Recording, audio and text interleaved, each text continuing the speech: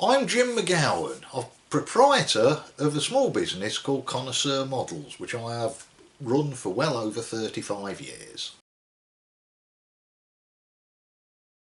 Right, Connoisseur Models is a small family-run business that produces etched and cast metal kits for the model makers, mainly in O gauge.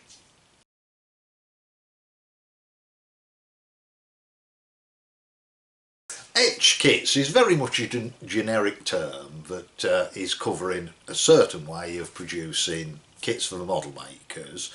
The etch part of it is the sheet metal parts are all pre-cut for the modeller and they are produced using the photo etching process.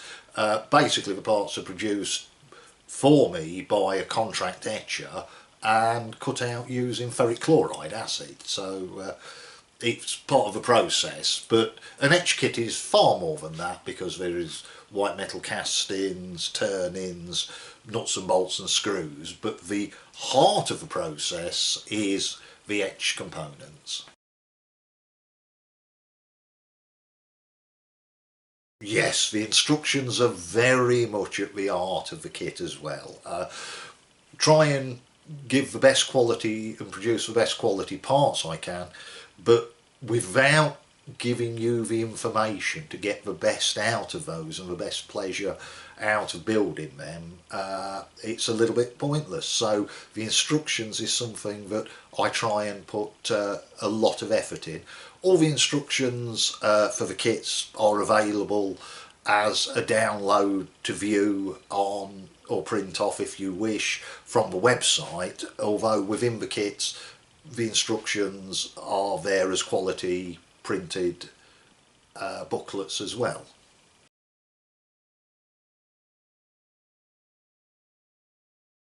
As much as I possibly can. All the development work I do myself, so that goes from doing the original artwork and design. That is then turned into a photo tool, which is in effect a set of photographic plates.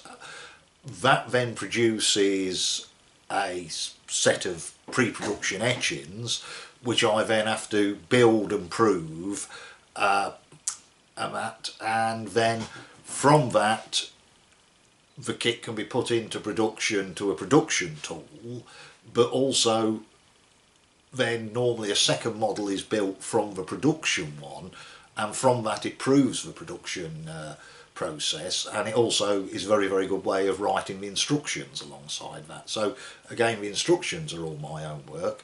The actual etching is produced by a contract firm up in the West Midlands, up in the Black Country. It's a process that came from the jewellery trade, so the West Midlands is very much home to the jewellery trade, and so the etching trade round there was well established. But also for castings where 3D-dimensional parts are required, chimneys, domes, etc., I tend to rely on white metal casting, which I produce all myself. We've got our own casting equipment and that lot. The instructions we print all ourselves, and all the packaging and that lot is done as well.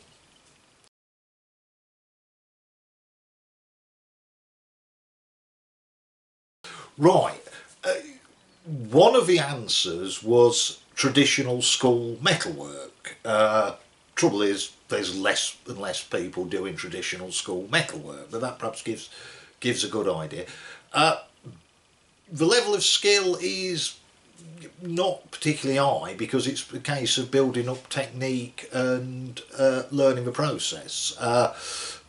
Hopefully the instructions take the customer through it. If we start you with a simple wagging kit or a simple locomotive and work your way through that, you'll be building up your skills. It's more techniques than skills. You'll be building up your toolkit and you'll be able to tackle more and more sophisticated projects as you work through it. And at the end of the day, you're dealing with a small family business, and it pays me to make sure that you get a nice model out of it. So the instructions are a good starting point. Hopefully they provide everything, but there is personal support as well. We can also make sure you get a good model and you're a very satisfied customer.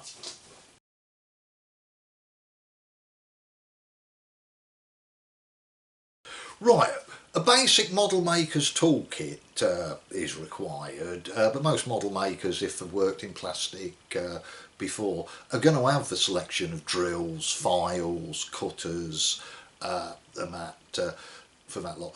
But moving on to the etch kit, obviously you're going to be working in metal, you're going to be doing solder construction, so the items that are essential is the right soldering iron with a large enough bit to have a good reserve of heat to do the job, the right solders to use and the right fluxes. Once armed with those and the basic tools, customers can jump in and have a bash, and from that everything will flow. For tools, I produce an hints and tips guide which deals with tools and techniques. That can be downloaded again from the website if you wish, or if we do it in a printed format. Normally if somebody's having a first kit from us, I always try and give the hints and tips guide complimentary with that, because it gives a good foundation, or it's available through the post from us.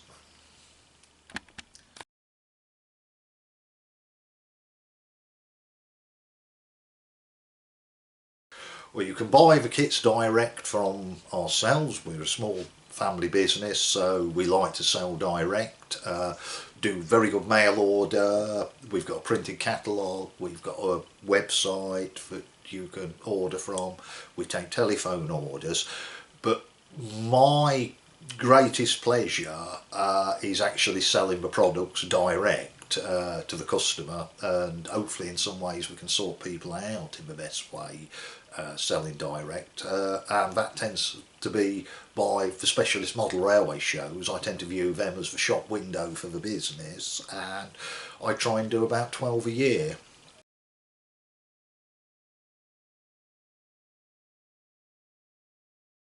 Right, ready to run is excellent. It has opened up the O-gauge market over the last few years very, very well.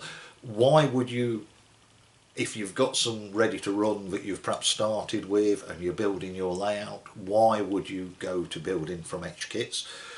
Basically there's a much wider range of what's available prototype wise. So for instance, if you wanted a small Drury diesel shunter, that's not available ready to run, so you would come to the kit. Hopefully there's an awful lot of satisfaction to be gained from assembling a model yourself using metal and solder construction. It's going to be very, very durable. Metal construction, very, very durable, very handleable, and that.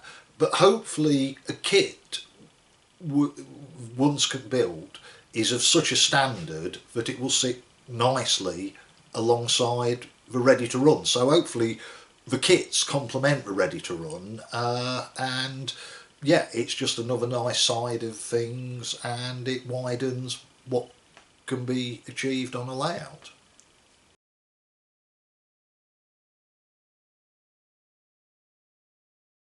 Well, I always modelled from a young lad. Used to love my Lego, worked up to that, to actual model railways, and it was an hobby that carried me through most of my early life until a young man, and then I found myself unemployed, and so I decided to turn my hobby into a business, or give it a go, see if we could manage it.